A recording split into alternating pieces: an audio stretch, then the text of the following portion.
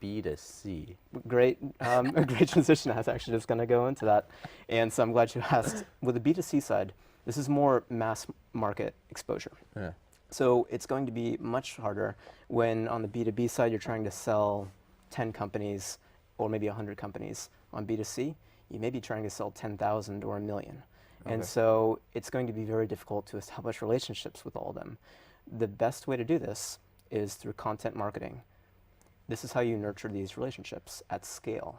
And so when you start doing this, right, this is going to be something where if you need to get a lot of press, PR, prior to something, if you need a lot of people in other words, if you're marketing something that's going to need a lot of people to be valuable, you need to start doing that earlier.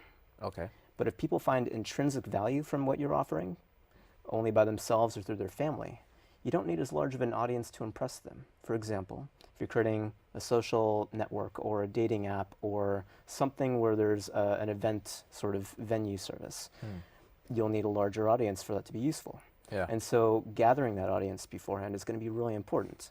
But if you have something that doesn't need those audiences to be useful, perhaps a pen, a glass, a table, anything that people don't need audiences for, that can actually start to be done later. But what's going to be important in either scenario, for either of those two types of mass market products that need an audience, for those that don't need an audience, or for B2B, branding is going to be critical.